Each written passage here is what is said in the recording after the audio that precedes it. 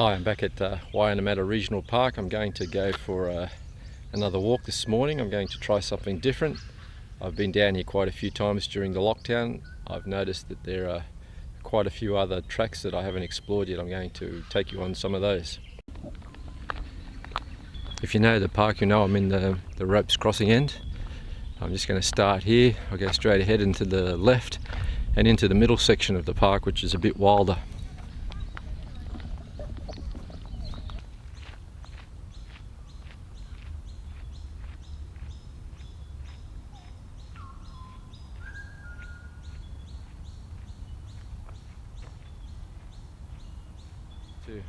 We've just gone through the gate. This gate sort of divides the park into three sections. There's this middle section that I've just entered. There's the park that's behind me, or the part that's behind me. At Ropes Crossing there's another section of the park on the other side of another gate ahead of me. At Jordan Springs, this middle section is a bit wilder. I have an idea that the national parks, or whoever's responsible for it, is using this middle section to breed up some of the local species, including emus and some varieties of wallabies or kangaroos. And I think we're coming up to Ropes Creek. You can see that we had a storm a week or two ago, and there's been a little bit of damage here. Trees come down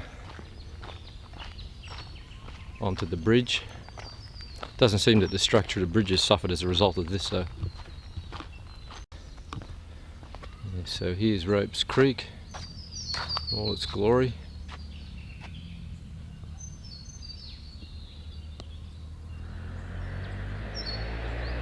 Of course you can hear the road still. Just show you the other side of the creek.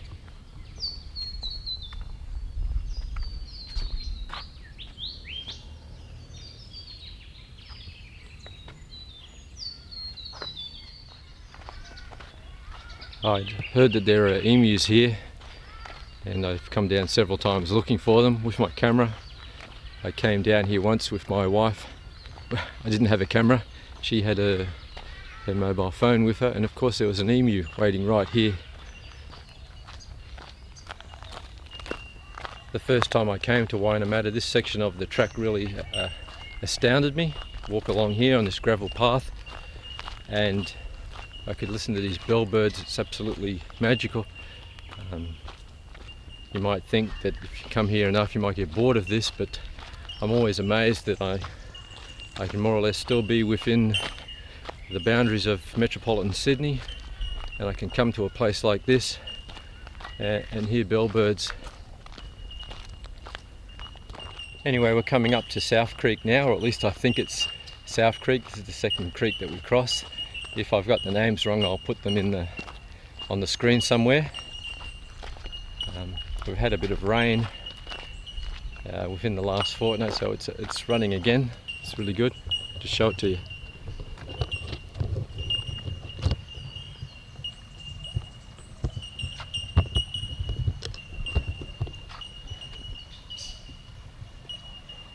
The kingfisher just flew under us. I don't think the camera is good enough to pick that up, but it was a beautiful sight. Again, I'll just swing around to the other side of the creek. This is, we're looking upstream now.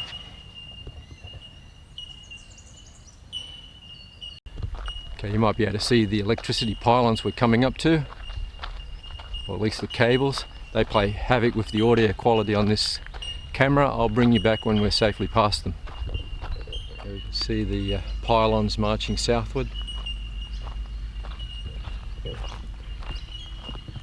We'll continue on this way.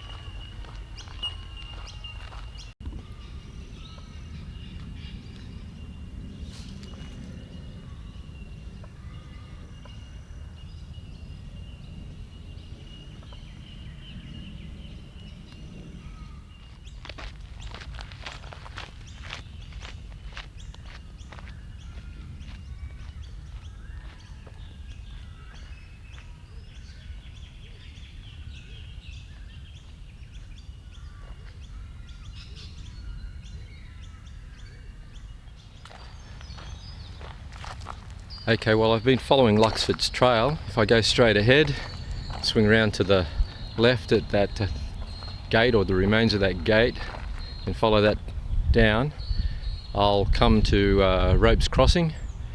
I'll exit the park. I'll have to go through another gate to get into the Ropes Crossing end of the park, and then another gate to actually get into Ropes Crossing. But today I'm going to swing round here to my left and follow this path down. I discovered this during lockdown. It's quite interesting. It's some bushland at the bottom of the park that's seldom visited. It's quite nice down there. You can feel like you've been outdoors. It's been miles and miles from Sydney, but still in the heart of the western suburbs.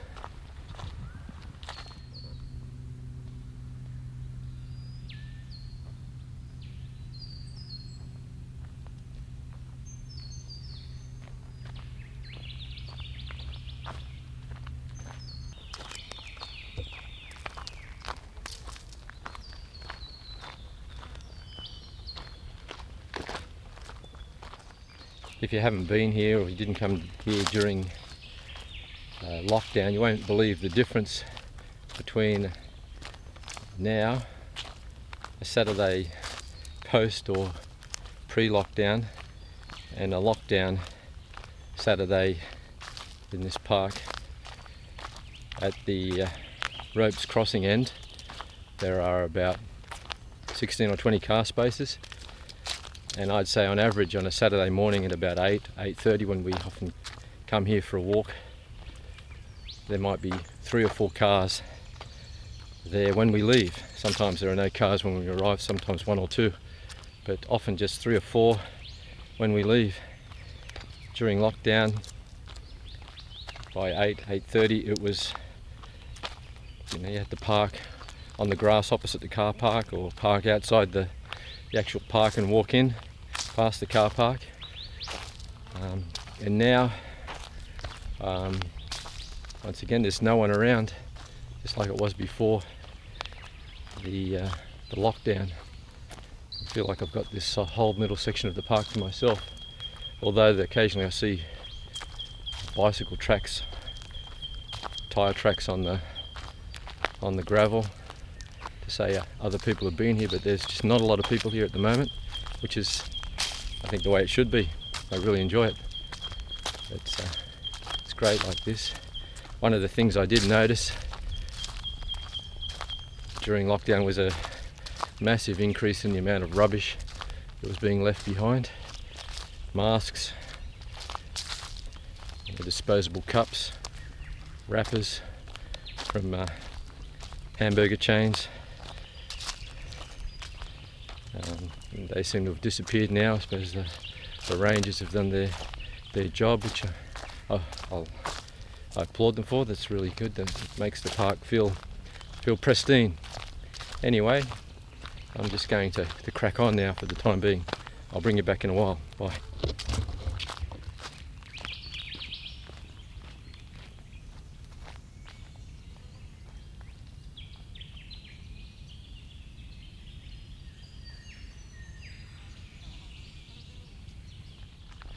Okay, we're coming to another fork in the path here. I'm going to go straight ahead.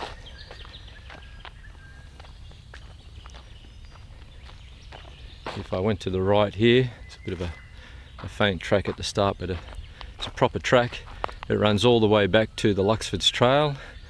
The track that we just turned off, we came down this way.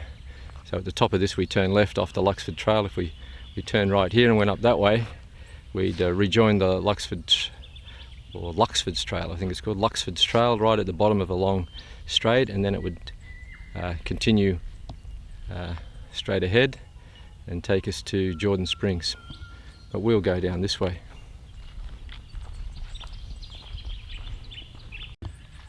You can see down here it's a lot more open. It's another one of those pylons. We'll be going underneath that, or at least under the cables.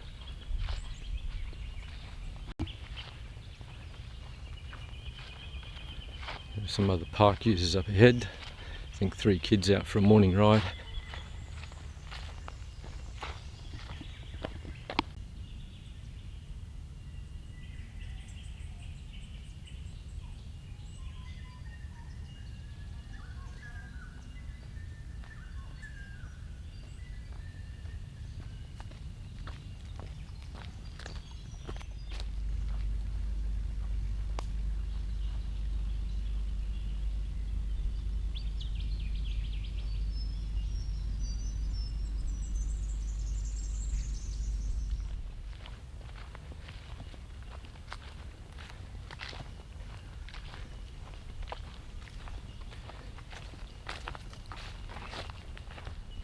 Okay, I won't do a lot of walking and talking. It's in the October 20s and it's above 25 degrees, so we're in the late spring now. It's warm enough for there to be snakes out, and I'm just concerned about stepping on one, so I'm going to focus on the track, and there'll be less talking. That was a farmhouse at some stage. It's a fireplace, I guess.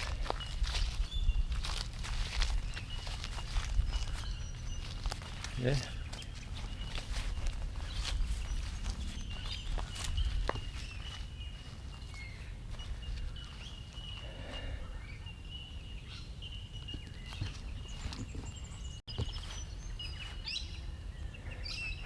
Now I've seen emus on this, I suppose, floodplain or plain.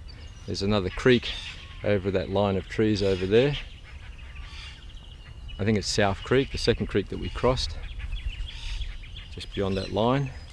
I've seen emus between here and those trees on a previous visit, but there doesn't seem to be any around at the moment.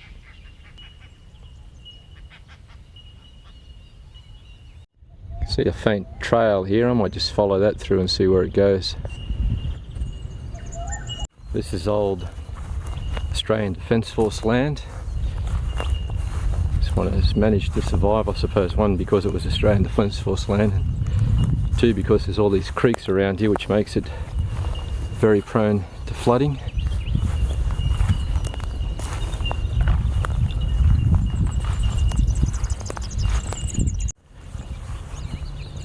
There seem to be some sort of fruit trees here. I don't know if there was an orchard here, or maybe these were just fruit trees from the farmhouse and they've propagated naturally.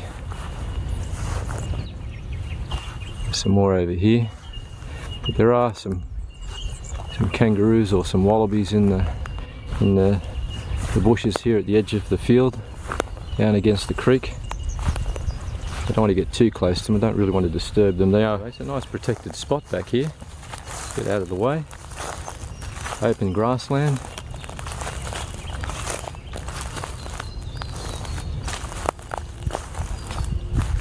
It's a lot of space. A lot of places you could go.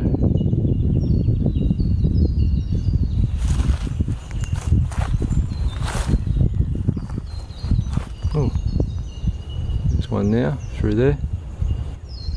Another one will cross over in front of us. Small one. Joey.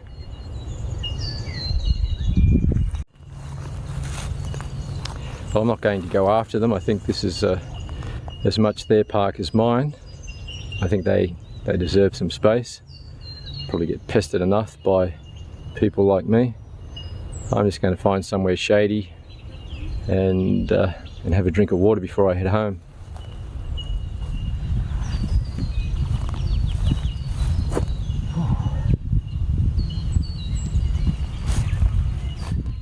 Okay, I'm going to wind the video up now. It's been a nice walk. It's getting a bit warm now. I'm going to head home. I'm a bit disappointed that we haven't seen any emus today, but that's just the way it is. You can't really plan for these sort of things. Anyway, I hope you've enjoyed this video and I might catch you on the next one. Okay, bye for now.